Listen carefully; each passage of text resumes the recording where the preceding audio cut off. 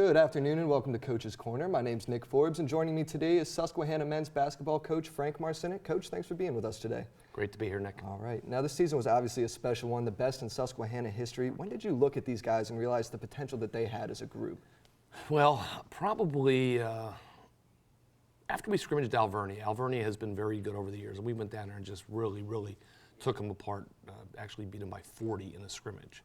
And as I said, they've won the Commonwealth League a few times and have been very good. When we played that well versus Alvernia was probably my first inkling we had a chance to be really good.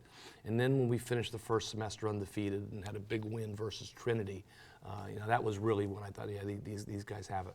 Right. And every time we talk to a player after the game, they mention the same thing. They say, this group of guys is closer than they've ever been before. Compared to teams in the past that you've coached, what's the chemistry like? Chemistry is really good.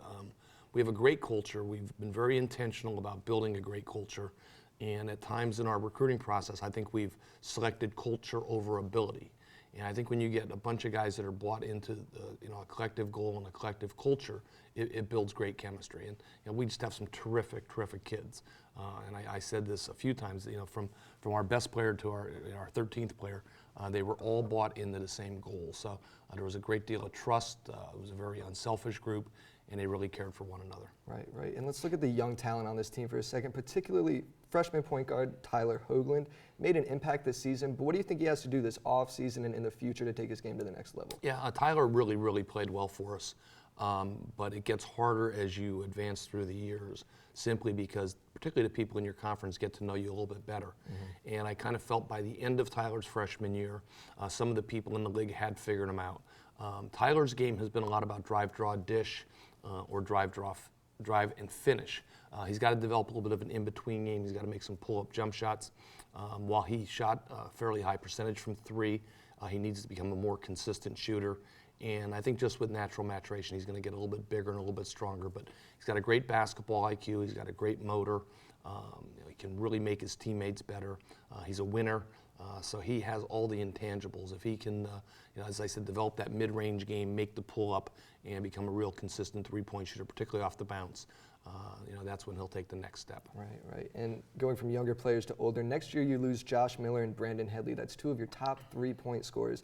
How do you adjust to losing such a high-scoring output and two guys who really knew how to run your offense? Well, it'll be a challenge, but you hope that there are people in the program that've kind of waited their time and are ready to fill their void. Brandon is the school's all-time leading three-point shooter. Could kind of get his baskets without running great offense. He had the ability to create offense on his own and make tough shots. But I do think we have some guys in the program that can shoot it. We're recruiting some guys that are really good shooters. So again, we hope that we have some guys within the program that can step up. But if not, hopefully we can fill his void with some recruiting.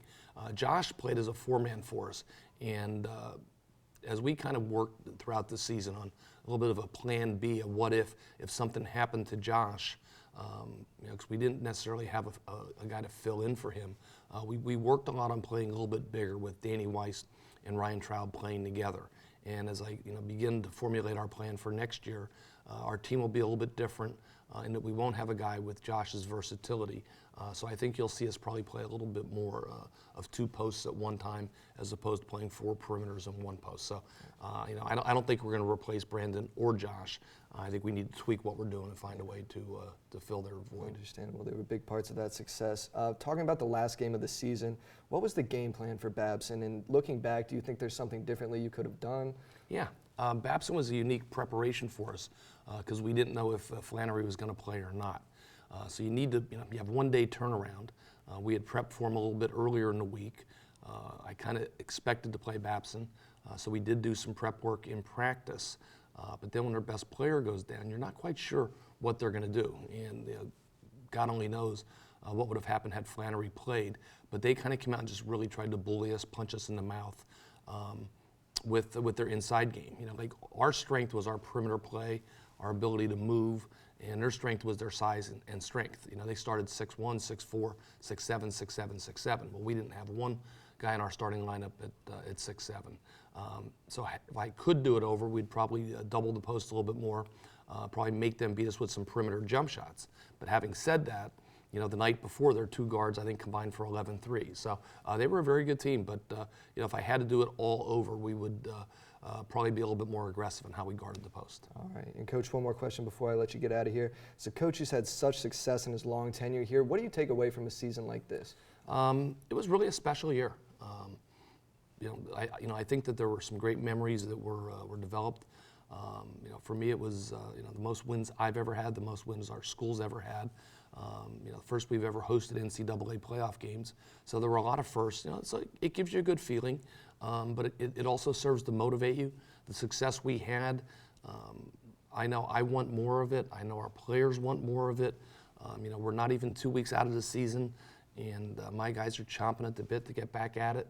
I'm chomping at the bit to get back at it. So I'm hoping that our recruiting efforts can be really good. So I'm hoping to parlay our success into maybe being able to land some better recruits than we've been able to in the past.